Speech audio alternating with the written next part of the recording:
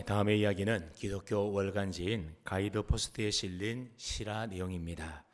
미국 노스캐롤라이나 주에 샤로테라고 하는 한 여인이 살고 있었습니다.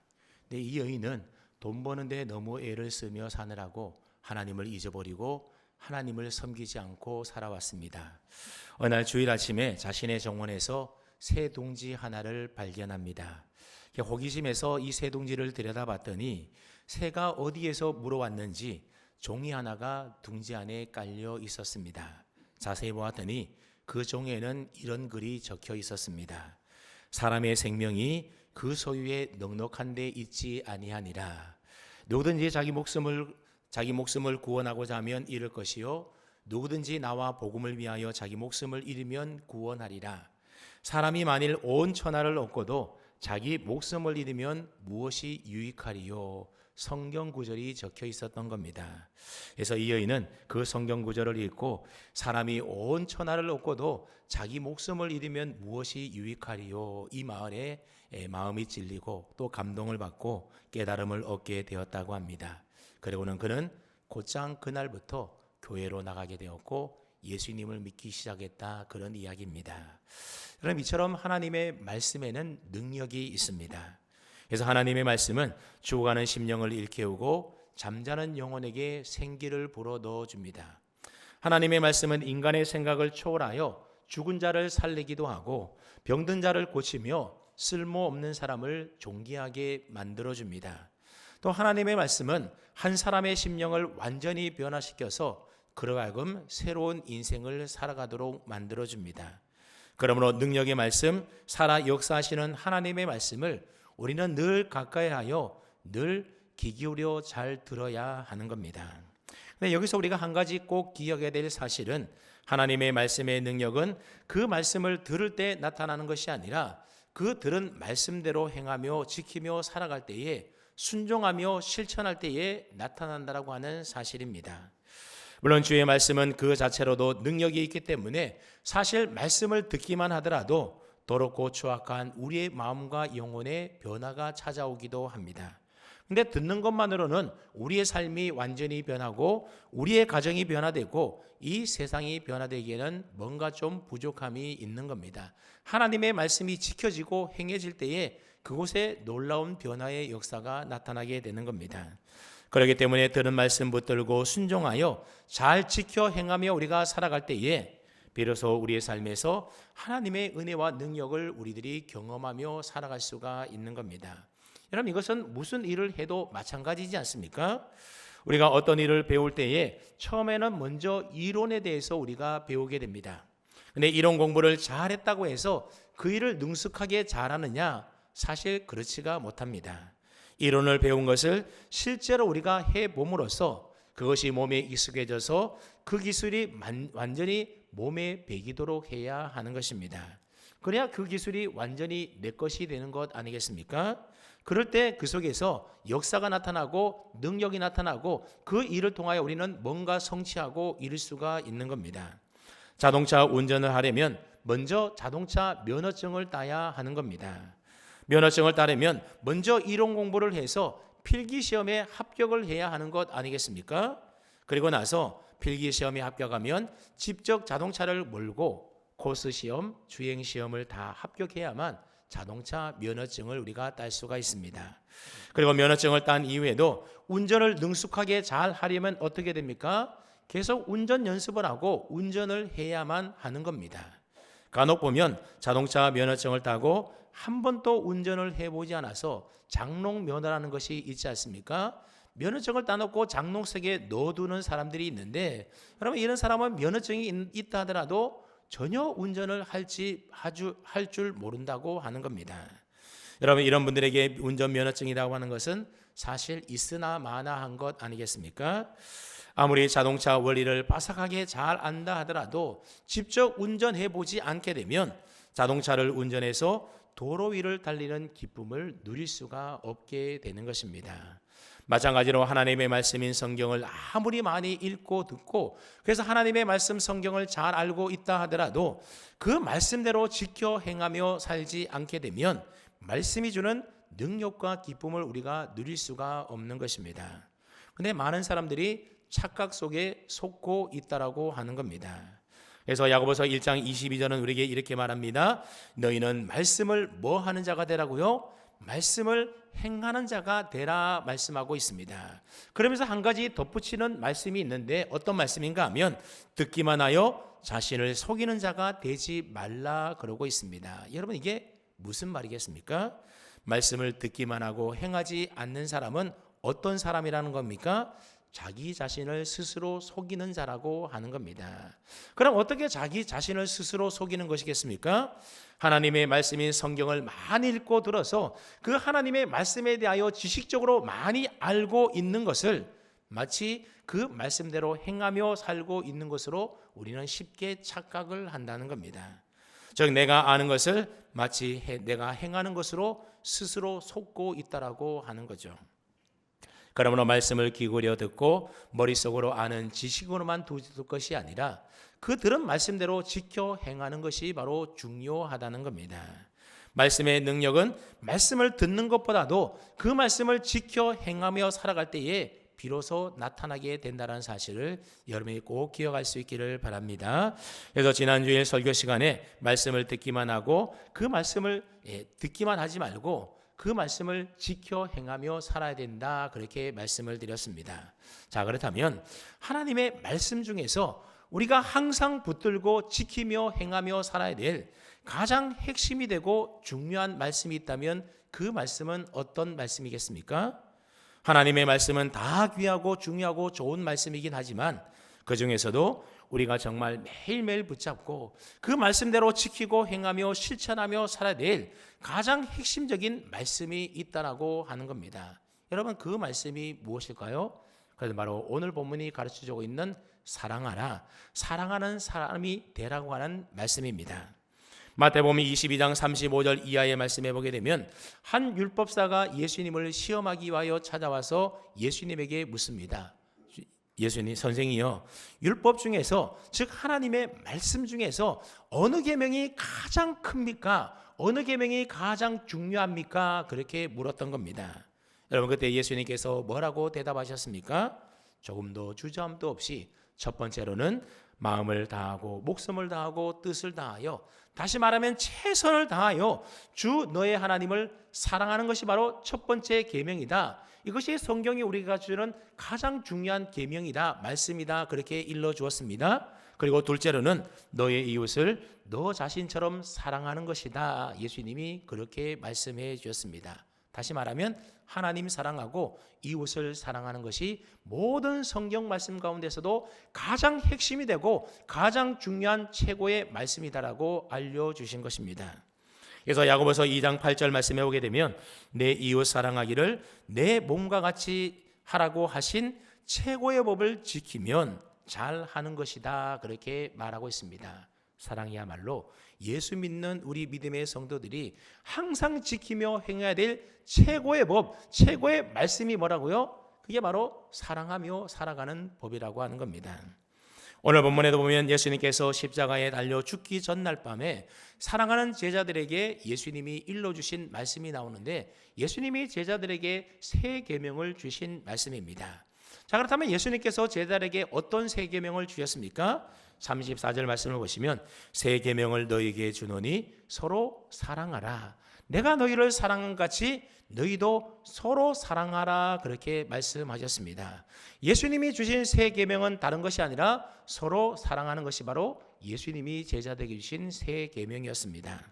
자, 그러면서 35절에 이어지는 말씀에 보게 되면 너희가 서로 사랑하면 이로써 모든 사람이 너희가 누구인 줄 알리라고요? 내 제자인 줄, 예수님의 제자인 줄 알 것이다 그렇게 말씀하셨습니다. 즉 예수님을 믿고 섬기며 따르는 제자된 표시가 뭐라는 겁니까? 예수님이 주신 새 계명을 지켜 행하면서 서로 사랑하며 살아가는 것, 그게 바로 예수님의 제자된 표시라고 하는 겁니다. 아무리 열심히 교회에 나와서 예배를 드리고 열심히 봉사하고 헌신한다 하더라도 서로 사랑하지 않으면, 사랑하는 그 마음이 없다라고 한다면 예수님의 참제자, 진정한 크리스찬이 될 수가 없다라는 의미의 말입니다. 그래서 소위 사랑장애라고 불리는 고린도전서 13장에 보면 이런 말씀이 있지 않습니까? 내가 천사의 말을 하고 예언하는 능력도 있고 산을 옮길 만한 믿음도 있고 내 모든 것으로 구제하고 내 몸을 불살하게 내어줄 아름다운 헌신이 내게 있다라고 하는 겁니다. 여러분, 이 정도의 믿음이 있는 사람이라고 하면 굉장한 믿음이 있는 사람 아니겠습니까? 그런데 이런 사람에게도 사랑이 없으면 뭐라고 말합니까? 그 모든 것들이 다 아무것도 아니다, 그렇게 말씀합니다. 그러니 뭐가 가장 중요하다고요? 믿음, 소망, 사랑, 이 세 가지는 항상 있을 것인데 그 중에 제일은 뭐라고요? 사랑이라고 하는 겁니다. 성경 66권의 모든 것의 핵심이 뭐냐? 바로 사랑이라고 하는 겁니다. 그래서 성경 66권 두꺼운 성경이지만 이 성경 말씀을 압축하면 맨 마지막에 남는 말씀이 뭐라는 겁니까? 하나님은 사랑이시다. 그 사랑에 하나님께서 세상을 너무너무 사랑하셔서 독생자 외아들 예수 그리스도를 이 땅에 보내어 주셨다. 그러니 하나님의 그 사랑을 받은 너희도 서로 사랑하며 살라라는 말씀이 바로 모든 성경에 압축된 가장 엑기스와도 같은 말씀이라고 하는 겁니다. 그래서 로마서 13장 10절 말씀에 보면 사랑은 율법의 완성이다. 여러분, 율법이 뭡니까? 하나님의 말씀이잖아요. 바로 사랑이 모든 하나님의 말씀의 완성, 핵심이 바로 사랑이라고 하는 겁니다. 여러분, 율법을 압축해서 만든 것이 무엇입니까? 그게 바로 십계명입니다. 이 십계명을 다시 압축하게 되면 1계명부터 4계명까지는 하나님을 사랑하라는 계명이고 5계명부터 10계명까지는 내 이웃을 내 몸과 같이 사랑하라고 하는 말씀의 내용인 겁니다. 그러나 율법, 즉 하나님의 말씀의 핵심은 뭐라고요? 하나님 사랑, 이웃 사랑, 사랑이라고 하는 겁니다. 사랑이 하나님의 말씀의 핵심이고 중심인 것입니다. 여러분, 성경적 세계관에서 볼 때에 세상의 중심인 나라는 어느 나라입니까? 우리나라 대한민국이 아니고 성경에서 말하는 핵심적인 중심이 되는 나라는 바로 하나님의 택한 백성이 있는 이스라엘 나라입니다. 자, 그리고 이스라엘의 중심은 어디겠습니까? 바로 예루살렘입니다. 그리고 예루살렘의 중심은 하나님의 성전이고 그 하나님의 성전의 중심은 지성소입니다. 그리고 지성소의 중심에는 뭐가 있습니까? 하나님의 법궤가 있습니다. 그리고 이 법궤 안에는 무엇이 들어있습니까? 모세가 하나님께로 받은 두 돌판이 있는데 그 돌판에는 무엇이 새겨져 있습니까? 바로 율법의 엑기스를 모아놓은 십계명이 그곳에 기록되어 있는 겁니다. 그리고 그 십계명의 핵심은 하나님을 사랑하고 이웃을 사랑하라는 것입니다. 즉 사랑이 바로 핵심이라고 하는 거죠. 사실상 전 세계의 중심, 아니 우리 삶의 중심이 무엇이라는 겁니까? 바로 사랑이어야 한다는 겁니다. 그런데 여러분, 사랑이 얼마나 중요합니까? 여러분, 사랑하면 헌신할 수가 있고요. 사랑하면 오래 참을 수가 있습니다. 사랑하면 견디어낼 수가 있고 사랑하면 어떠한 죄도 용서해 줄 수가 있습니다. 또 사랑하면 내 모든 것을 아낌없이 다 드릴 수가 있는 겁니다. 그래서 사랑하면 행복하지만 미워하면 불행해지게 되고 사랑하면 천국을 누리게 되지만 그러나 미워하면 지옥을 경험하게 되는 것입니다. 그러므로 무수히 많은 하나님의 말씀 가운데 우리가 항상 지켜 행해야 될 가장 중요한 말씀 중에 말씀 핵심이 뭐라는 겁니까? 바로 사랑하라고 하는 겁니다. 하나님 사랑하고 이웃을 사랑하며 살라라고 하는 거죠. 그래서 기독교의 정신의 핵심은 뭔가 하면 바로 사랑입니다. 그래서 기독교에서 사랑을 빼놓으면 그건 기독교가 아닌 것이죠. 그래서 기독교를 가리켜서 사랑의 종교다, 그렇게 말을 하는 겁니다. 그러므로 서로 사랑하며 사는 그 사람이야말로 신앙생활을 온전히 잘하는 성숙한 참된 그리스도인, 믿음의 사람이다라고 말할 수가 있는 것입니다. 여러분, 여기까지는 누구나 다 동의하고 이해하는 내용이지 않습니까? 문제는 막상 우리의 삶에서 사랑하며 산다라고 하는 것이 쉽지가 않고 무척 어렵고 힘들다라고 하는 사실입니다. 더구나 오늘 본문 34절 말씀해 보게 되면 예수님께서 우리에게 어떻게 사랑해야 되는지 사랑의 기준을 정해 주셨는데 뭐라고 정해 줬는지 우리 한번 34절 말씀을 뜻을 생각하며 함께 읽습니다. 34절입니다. 시작.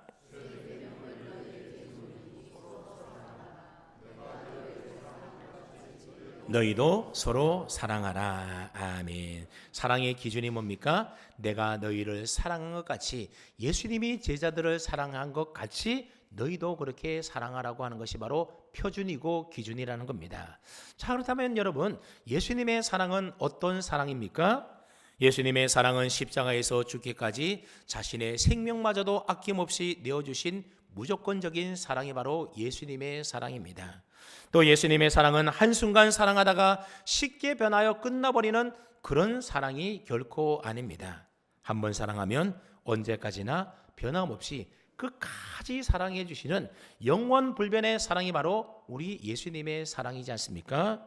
또한 예수님의 사랑은 예수님을 3번이나 모른다고 저주까지 하며 부인했던 베드로에게 찾아오셔서 그를 다시 회복시켜 주었던 다함이 없는 사랑이 바로 예수님의 사랑입니다. 예수님은 바로 이와 같은 사랑을 표준으로 우리에게 제시해 주고 있는 겁니다. 자, 그런데 여러분, 우리 가운데 예수님처럼 이런 사랑을 할 수 있는 사람 과연 몇이나 되겠습니까? 그러다 보니 사랑하며 살 자신이 우리에게 없는 겁니다. 솔직히 저 역시도 사랑하며 산다는 것만큼 어려운 일이 잘 없습니다. 미워하지 말라는 말은 그래도 좀 쉽게 할 수 있는 것 아니겠습니까? 그래서 나름대로 얼마든지 할 수가 있습니다. 그냥 미워하지 않고 싫어하지 않으면 되는 겁니다. 근데 사랑하라는 말씀은 정말 쉽지 않고 어렵고 그래서 참 부담스러운 말씀이기도 한 겁니다. 자, 그렇다면 여러분, 사랑하며 산다는 것이 어렵고 힘들다고 해서 내게는 사랑할 만한 능력이 없다고 해서 사랑하는 것 포기해야 할까요? 모든 성경 말씀 가운데 가장 핵심적이고 가장 중요한 말씀이고 그래서 우리가 그 말씀을 지켜 행하지 않는다면 다른 모든 신앙의 행위가 아무 소용이 없다고 하는데도 사랑하는 것이 힘들고 어렵다고 해서 우리가 사랑하는 것 포기해야 할까요? 그래서는 안 된다는 겁니다. 왜냐하면 그것은 오늘 본문 말씀처럼 주님의 제자가 되는 것을 포기하는 것이고 그렇게 되면 결국 우리의 신앙생활이라는 것은 알맹이를 다 버리고 빈 껍데기만 남기 때문에 그렇습니다. 그렇기 때문에 우리는 어떤 일이 있어도 아무리 힘들고 어렵다 하더라도 서로 사랑하며 살기 위하여 애쓰고 힘써야 하는 겁니다. 자, 그렇다면 여러분, 예수님을 믿고 따르는 우리들이 왜 예수님이 우리를 사랑한 것 같이 서로 사랑하며 살지 못하는 것일까요? 그것을 왜 어렵고 힘든 일로 여기는 것일까요? 그것은 바로 오늘 우리에게 3가지 인식이 잘못되고 부족해서 그런 것입니다. 그 부족한 이 3가지 인식을 우리가 바꾸어야만 우리가 서로 사랑하며 쉽게 사랑하며 살 수가 있게 되는 것입니다. 자, 그렇다면 우리가 잘못 알고 있는 이 3가지 부족한 인식이 무엇이겠습니까?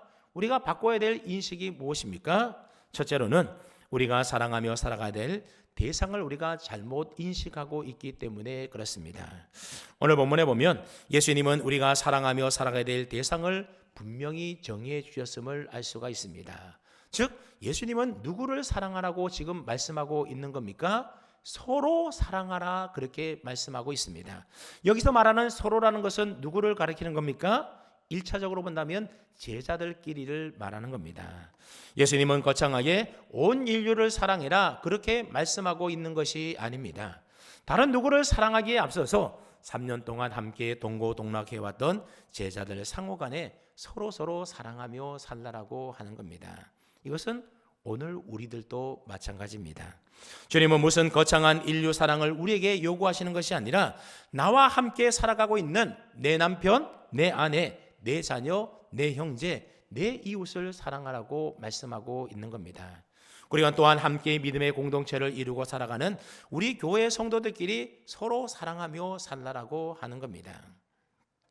물론 가끔 뉴스를 통해서 어려운 지구촌 사람들의 안타까운 소식을 우리가 접할 때에는 그들을 향한 따뜻한 인류애적인 사랑의 손길을 보내야 할 때가 분명히 있습니다. 그러나 우리가 항상 매일매일 우리가 지켜 행해야 될 사랑하라고 하는 이 말씀은 멀리 있어서 잘 알지도 못하는 그런 사람에 대한 사랑을 말하는 것이 결코 아닙니다. 그런 사람들을 우리가 어떻게 항상 매일매일 사랑하며 살 수가 있겠습니까? 사랑하라는 하나님의 말씀을 항상 지켜 행하려면 매일 일상의 삶에서 함께 더불어 살아가고 있는 그 사람들을 우리는 사랑하며 살아가야 한다는 것입니다. 그래서 유명한 기독교 사상가인 C.S. 루이스는 이런 말을 했습니다. 어떤 개개인을 사랑하는 것보다 인류를 사랑한다고, 모든 사람을 다 사랑한다고 거창한 타이틀을 말하는 사람은 아무도 사랑하지 않는다는 것에 대한 자기 변명일 뿐이다. 그렇게 말을 했습니다. 그렇습니다. 우리는 뭐 온 인류를 사랑하고 모든 사람을 우리가 사랑의 대상으로 삼는다. 사실 그것은 아무도 사랑하지 않는다는 말과 똑같다라는 겁니다. 사랑은 내 곁에, 내 가까이 있는 그 사람을 우리가 사랑하며 살아가는 것입니다. 그러므로 주님의 사랑을 본받아서 우리가 구체적으로 사랑해야 될 대상이 누구라는 겁니까? 내 주변에 나와 함께 살아가는 가까운 사람이라는 이 인식이 바뀌어야만 이 사랑을 우리는 제대로 실천해 나갈 수가 있는 것입니다. 그래서 오늘부터라도 내 남편, 내 아내, 내 자녀, 내 형제, 내 가족, 내 이웃, 그리고 함께 신앙생활하고 있는 우리 교회 성도들을 서로 사랑하며 살아갈 수 있기를 바랍니다. 여러분, 고린도서 13장에 보게 되면 사랑에 대하여 구체적으로 어떤 것이 사랑의 모습이다라는 것을 표현하고 있는 말이 있는데, 사랑은 오래 참아주는 것이 사랑이라고 이야기를 합니다. 사랑은 따뜻한 마음을 가지고 있는 온유한 마음을 품는 것이 사랑이라고 이야기를 합니다. 시기하지 않고 자랑하고 교만하지 않는 것이 사랑이라고 이야기를 합니다. 무례하게 행치 않는 것, 성내지 아니하는 것, 모든 것을 참아주고 모든 것을 다 믿어주고 모든 것을 견뎌내주는 것, 이게 바로 사랑의 모습이라고 이야기를 하고 있는 거죠. 여러분, 세상 사람들은 뭔가 자기에게 누군가 잘못하면 금방 성내고 화내고 막 그렇게 야단치지 않습니까? 우리 성도들은 성도들끼리, 아니면 내 가족끼리, 아니면 내 남편, 내 아내에게 여러분 화낼 일이 있다 하더라도 화를 내지 말고 오래 참아주고 따뜻한 마음으로 위로해주고, 그리고 시기하지 않고 무례하게 행하지 않고 성내지 않고 참아주고 믿어주는 것, 이게 뭐라고요? 이게 사랑의 모습이라고 하는 겁니다. 사랑이라니까 뭐 거창하게 생각하지 말고 여러분 당장 여러분의 가정에 가서 여러분의 남편, 여러분의 아내, 여러분의 자녀들에게 화내지 말고 무례하게 행하지 말고 따뜻한 마음으로 사랑으로 그렇게 품어주는 것, 그렇게 행하며 한번 살아보십시오. 사랑의 대상을 멀리서 찾으려 하지 말고 가끔 보면 다른 집 사람에게는, 다른 사람에게는 잘하면서 내 가족들에게는 무례하게 행하고 잘하지 못하는 사람이 있는데, 그래서는 안 된다는 거죠. 우리의 사랑의 대상은 가장 먼저 내 가족들, 내 형제들, 그 다음에 이웃들, 그렇게 나가야 되는 것입니다. 그러면 여러분들이 가까운 여러분들의 가족과 또 이웃들을 그렇게 사랑하며 살 수 있기를 축복합니다. 아멘. 두 번째로, 우리가 서로 사랑하기 위해서는 교회에 대한 인식이 좀 바뀌어야 한다는 겁니다. 여러분은 보통 교회 그러면 어떤 건물로서의 교회를 이야기하는데, 성경은 단 한 번도 교회를 건물로 이야기하고 있지 않고 예수 믿는 자들의 모임, 연합체를 가리켜서 교회다 그렇게 이야기하고 있습니다. 그래서 성경은 예수님과 성도들과의 관계를 사람의 몸으로 비유했는데, 예수님을 교회의 수장인 교회의 머리라고 그렇게 비유를 합니다. 그리고 성도들의 모임인 교회를 가리켜서 그리스도의 몸이다. 머리는 예수님이고 몸은 우리 성도들이라고 하는 겁니다. 그러니까 몸은 뭘 따라야 됩니까? 머리의 지시를 따라서 움직이는 거죠. 그리고 우리 몸에는 어떻습니까? 손도 있고 발도 있고 코도 있고 입도 있고 뭐 귀도 있고 많은 지체들이 우리 몸에 있는 것처럼, 그리스도의 몸인 교회를 구성하는 성도 한 사람 한 사람을 가리켜서 지체다 그렇게 이야기를 합니다. 몸에 많은 지체가 있는 것처럼 여러 교회 안에도 여러 지체들이 있다는 거죠. 그러니까 우리 몸에는 머리가 있고 몸이 있고 몸에는 여러 지체가 있는 것처럼 교회에도 머리 되시는 예수님이 계시고 몸의 지체와 같은 여러 성도들이 연합하여 그리스도의 몸을 이루는 것이 뭐라고요? 그게 바로 교회라고 하는 겁니다. 그런데 중요한 것은 몸의 지체라고 하는 것은 자기 자신을 위하여 존재하는 것이 아니라고 하는 겁니다. 내 몸에 약하고 부족한 지체를 위하여 나를 희생하고 섬기고 서로 돌봐주는 것이 몸의 지체가 하는 역할이라고 하는 겁니다. 가령 예를 한번 들어볼까요? 우리가 길을 가다가 넘어져서 무릎에 상처가 나고 피가 났습니다. 자, 그러면 제일 먼저 눈이라고 하는 지체가 어디에 상처가 났는지를 이리저리 막 살피지 않겠습니까? 그리고 입이라고 하는 지체가 아프지 않게 호 하고 그렇게 불어줍니다. 그리고 발이라는 지체가 가서 약을 찾아오죠. 그리고 손이라고 하는 지체가 약을 발라주고 밴드를 붙여줍니다. 그리고 아픈 상처가 다 나을 때까지 온 다른 지체들이 다 신경을 쓰며 그 아픈 지체를 돌봐주는 것이 바로 지체들이 하는 역할이라고 하는 겁니다. 그래서 고린도전서 12장 26절 말씀해 보게 되면 만일 한 지체가 고통을 받으면 모든 지체가 함께 고통을 받고 한 지체가 영광을 얻으면 모든 지체가 함께 즐거워하느니라 그랬습니다. 사도 바울은 고린도전서 12장에서 이 말씀을 한 이후에 고린도전서 13장 사랑장에서 사랑은 오래 참고 사랑은 온유하며 시기하지 아니하며라고 지체된 성도들 간의 사랑이 어떠해야 함에 대하여 노래했던 것입니다. 무슨 말인가 하면 한 교회 안의 성도들 사이의 관계는 마치 한 몸의 지체와도 같이 약한 지체를 돌봐주고 아파할 때 함께 아파해주고 즐거워할 때 함께 즐거워해주는 사랑의 대상이 바로 교회 안에 있는 성도들 사이의 관계라고 하는 겁니다. 여러분, 같은 교회 성도들끼리 왜 서로 사랑하지 못하는 것이겠습니까? 저 성도는 나와는 아무런 상관이 없는 남이라고 생각하기 때문에 그렇습니다. 만약 성도들끼리 우리는 한 가족이다 그런 마음만 있다 하더라도 다른 성도가 어려울 때 가족 같은 마음으로 도와주고 위로해주고 기뻐할 일이 있으면 진심으로 함께 기뻐할 수가 있을 것입니다.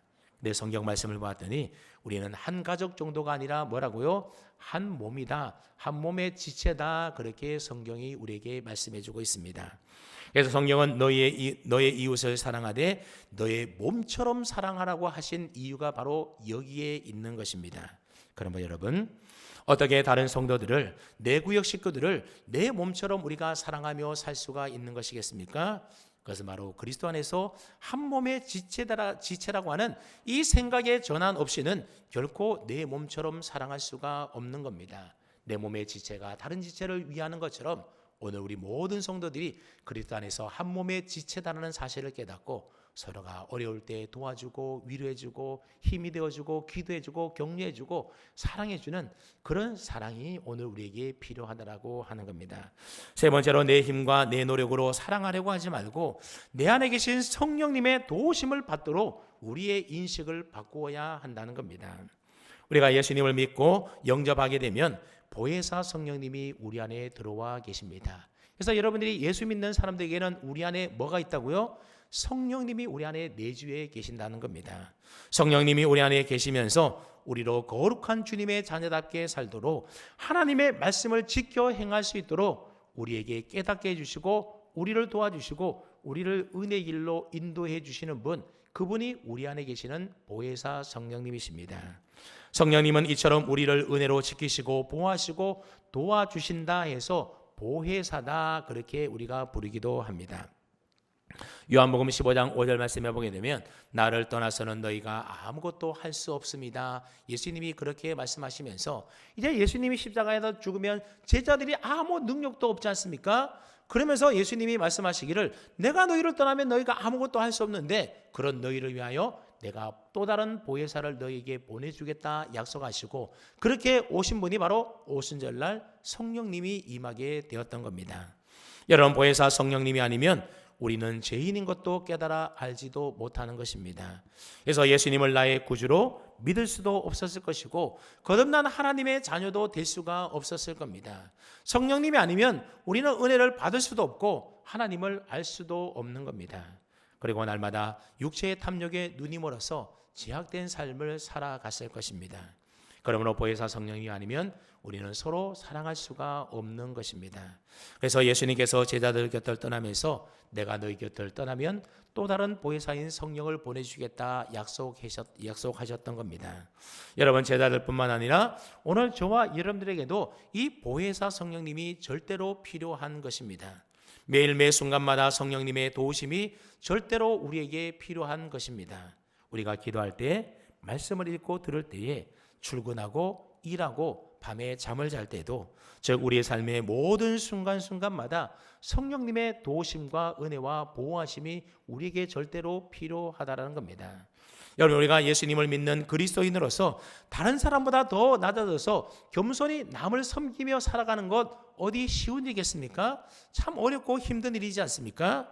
또한 주님이 우리를 사랑한 같이 우리가 서로 사랑하는 것도 말처럼 쉽지가 않은 일입니다. 삶의 현실적인 문제로 인하여 근심에 휩싸여 절망할 때에 눈앞의 현실을 뛰어넘어서 천국의 소망을 두고 근심을 이기며 살아가는 것, 그 일도 참 어렵고 힘든 일인 겁니다. 기도할 힘조차도 없는데, 또 오랫동안 기도해도 아무런 기도 응답도 없는데 마음에 평안도 없고, 그런 상황 가운데서도 계속 기도한다는 것 결코 쉬운 일이 아니라고 하는 거죠.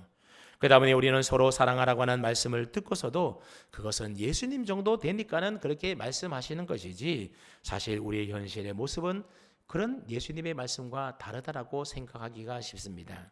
그런 말씀은 그저 거룩한 성경이 유토피아적인 이상으로 하는 이야기일 뿐이지, 우리의 이상과 현실은 너무나도 다르다면서 그 말씀대로 살려고 아무런 노력조차도 해보지 않는다라고 하는 겁니다. 네, 여러분, 예수님께서 우리가 할 수 없는 일, 하지 못한 일을 하라고 억지로 우리에게 시키는 것이겠습니까?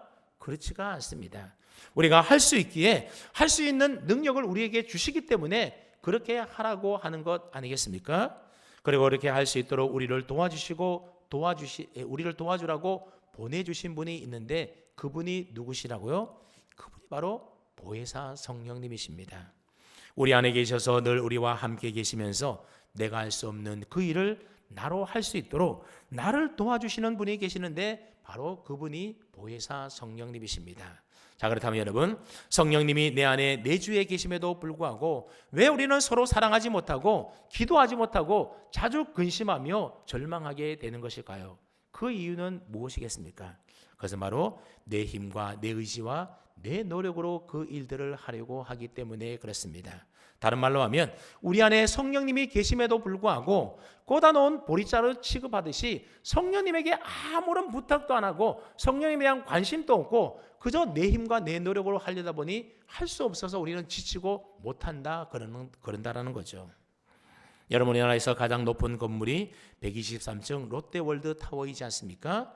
근데 이 123층에 있는 그 높은 전망대 꼭대기까지 사람들이 어떻게 올라가는지 아십니까?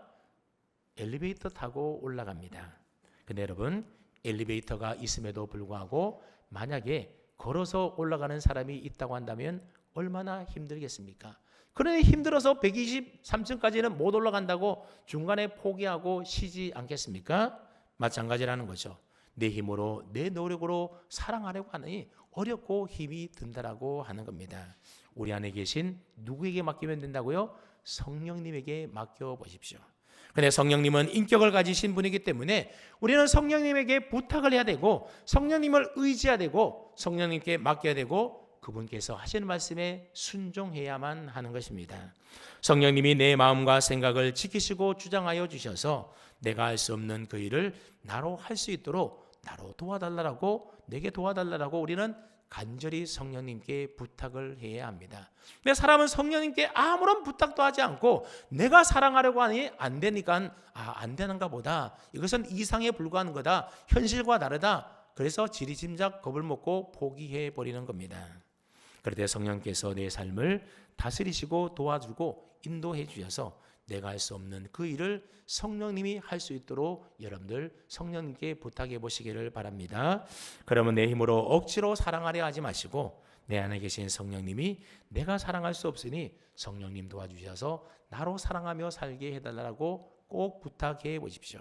그리고 성령님이 여러분 마음에 들려주시는 음성과 감동의 귀를 기울여서 그 음성과 감동에 순종하여 그대로 한번 행해 보십시오. 그러면 분명히 내 힘으로 안 되던 그 사랑을 여러분들이 실천하며 사랑할 수 있게 될 줄로 믿습니다. 사랑하는 여러분, 예수 믿는 우리가 항상 지켜 행해야 될 말씀은 바로 사랑입니다. 그러므로 서로 미워하지 마시고 이제부터 사랑하며 살아보십시오.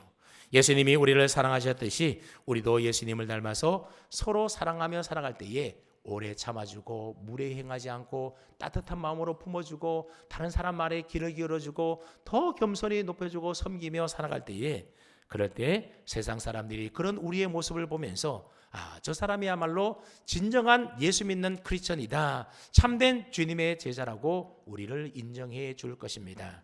바로 우리 남목교회 모든 믿음의 지체들이 서로 사랑하라고 하신 주님의 그 세 계명을 항상 지켜 행함으로써 점점 더 주님을 닮아가는 참된 그리스도인들로 살아갈 수 있기를 주님의 이름으로 축원합니다. 아멘.